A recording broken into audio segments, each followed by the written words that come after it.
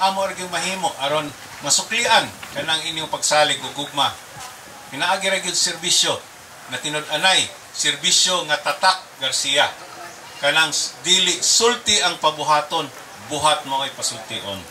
Gipamatud-an gyud kana sa magsuong Garcia. Sila si Gobernador Gwen Garcia ug Deputy Speaker Pablo Jan Garcia.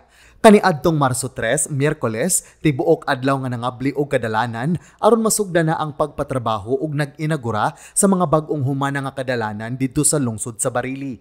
Mokabat sa 122 milyones ka pesos ang kinatibuk-an nga kantidad ang gibubo sa Kapitulyo sa pagpasiminto sa kadalanan sa unom ka mga barangay didto. Kini mao ang Barangay Talot, Mantalungon, Dakit, Nasipit, Mayana ug Mantayupan. Una nga gi-groundbreak mao ang Talot-Kabkaban Road section nga adunay 4 kilometers ang gitas-on ug nagkantidad kini og 44.3 milyones ka pesos.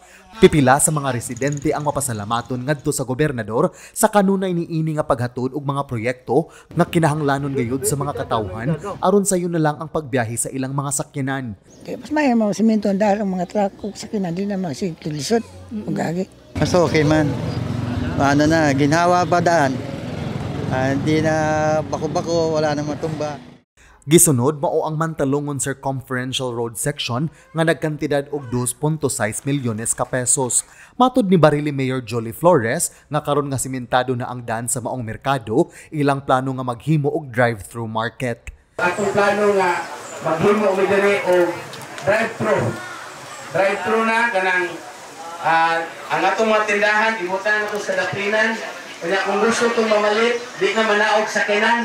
Usap, salamat sa ako former mayor sa una. Ako hingala si Mayor Marlon Garcia. Kaya usama siya sa nagsugod yun sa mga programa. Ato sa ito siya patakan ng ato.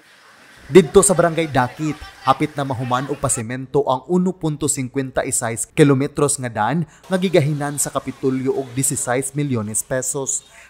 Bisaad usab ang gobernador nga humanon og apilon pagpasemento ang mga kadalanan sa ubang barangay didto. Tibuay man, nasugdan ta naman ato na lang gyud ning humanon. Nabasa naman ta, manglugod na lang ta.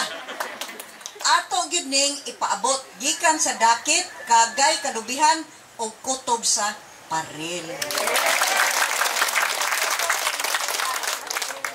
Kaya ron og madamlag sa lapad kayo nga dalan makakita na gyud talag saong pag-usbaw sa mga barangay nga maagian ni ining maong dalan kay mao na atong tinguha. Lakip usab nga gibubuan og proyekto ang Barangay Nasipit, diin 6.6 milyones ang kantidad sa maong road concreting project. Didto sa Barangay Nasipit, adunay ATV adventure o gilantaw gyud sa gobernador nga mas mulambo pa kini kung maayo na ang tanang daan didto. Nalipay mi kung dako kay kanan dili na mi magbutas panahon sa uwan nya pati yung grabe kalapok diha. Maglusot-lusot na unya og agi ang mga mulupyo sa dakbayan sa Karkar ug lungsod sa Sibunga kung mahuman ang pagpasemento sa kadalanan sa Mayana Lamak Road section nga nagkantidad og 43.3 milyones pesos. Aduna pay nagkantidad nga 9 milyones pesos nga Mantayupan Luhod Road section. Taliwa sa pandemya, padayon jud nga naning kamot og nagtinabangay ang magsuong Garcia sa paghatod sa mga programa ug serbisyong tatak Garcia aron muusbaw ang mga kinabuhi ug panginabuhi sa matag sugbuanon.